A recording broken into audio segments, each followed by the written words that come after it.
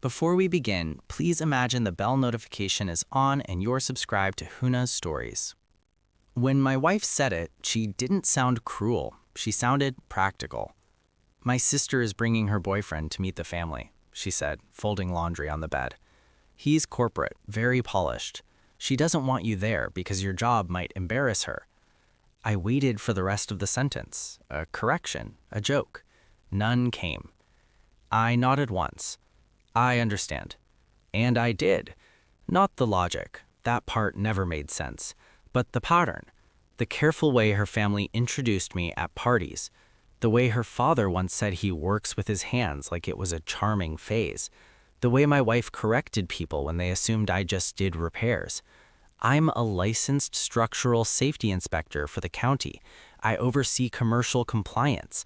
I sign off on projects worth millions. I wear steel-toed boots because gravity doesn't negotiate with polished shoes. But in her family, titles mattered more than responsibility. Offices mattered more than outcomes. So I stayed home. Thanksgiving morning, I woke up early. Anyway, habit. Coffee at 5:30. Email check by 6. I reviewed next week's inspection files at the kitchen table while the house felt larger than usual. No dramatic loneliness, just quiet. Around noon, my wife texted, "Dinner's going well." An hour later, "He's very impressive." I didn't ask questions. I grilled a small turkey breast on the back patio, ate it with store-bought stuffing, watched a football game without really watching it. It wasn't rage I felt, it was a narrowing, something inside me deciding to take up less space. The following Monday, I walked into the county office and picked up my assignment folder for the week. Commercial developments, 2 warehouse retrofits, 1 mixed-use residential project downtown. The last file had a sticky note on it. Preliminary compliance concerns, review thoroughly. I flipped it open. The development company name registered first. New LLC recently formed. Then I saw the listed project manager, the boyfriend. I sat back in my chair. Not fate, not irony, just paperwork. His LinkedIn profile, which I glanced at months ago out of idle curiosity, had described him as a strategic operations specialist.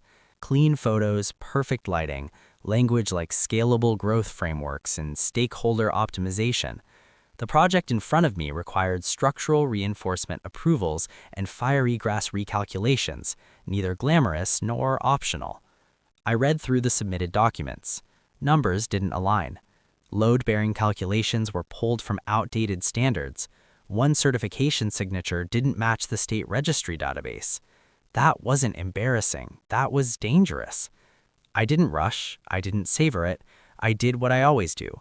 Documented discrepancies, attached code references, requested clarification. At the bottom of the review form, I checked the box that read Permit Approval Pending Correction. Without my sign-off, the project paused. Funding stalls when permits stall. Investors ask questions. By Wednesday afternoon, I received an email from the developer requesting an expedited review meeting. I declined. Policy requires formal resubmission. Friday evening, there was a knock on my door. Sharp, not tentative. I opened it to find my wife, her sister, and the boyfriend standing shoulder to shoulder. The boyfriend looked different without curated lighting. Tighter, less symmetrical. Her sister didn't waste time. "You flagged his project," she said. "I reviewed it," I replied. My wife's eyes were searching my face for something. Guilt, maybe, or triumph. "You could have handled that differently," the sister snapped. "You're punishing him for what?" I asked. "For Thanksgiving." The word hung there like it needed a capital letter. I stepped aside but didn't invite them in. "My assignments are random within department rotation," I said evenly. "I don't choose the files." The boyfriend spoke for the first time. "There were minor documentation inconsistencies, nothing structural." "Outdated load standards are structural," I said. "So is a forged certification ID." His face changed at that word, forged. My wife looked at him. "What does that mean?" He exhaled slowly. "It's not forged, it was delegated." "Delegation doesn't replicate state-issued credentials," I said. Not harsh, not smug, just clear. Silence pressed in. Her sister's anger faltered. "So what happens now?" He resubmits corrected documentation, I said, or the project doesn't proceed. And if he doesn't, my wife asked, then investors withdraw. No raised voice, no dramatic stare down, just consequence. The boyfriend looked at me then, not dismissively, not confidently, assessing. You could have warned me, he said quietly. About building codes, he swallowed. About hierarchy, he meant. I didn't say that part. They left without shouting. No apology, but something had shifted unmistakably. On Sunday, my wife sat across from me at the kitchen table. I didn't know your role had that level of authority, she said. I shrugged lightly. I don't talk about it much. Why not? Because it's my job, not my identity. She absorbed that. I thought you didn't mind being underestimated. I didn't mind, I said carefully, until it became a condition for being included. That landed harder than anger would have. She looked down at her hands. I was embarrassed, she admitted. Not of you, of how my family thinks. That's still a choice, I said.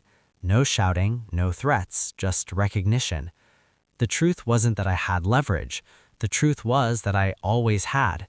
I just never needed to use it.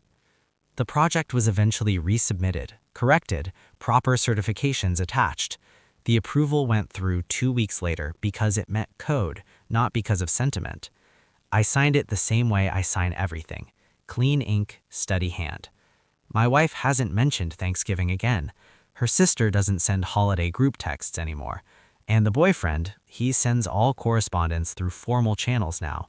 No informal calls, no shortcuts. I go to work at 5:30 a.m. like always. Steel-toed boots, county badge. Gravity still doesn't negotiate. Neither do I. There was no celebration, no apology tour, no triumphant speech, just a quiet correction in the way people look at me now. And sometimes that's enough.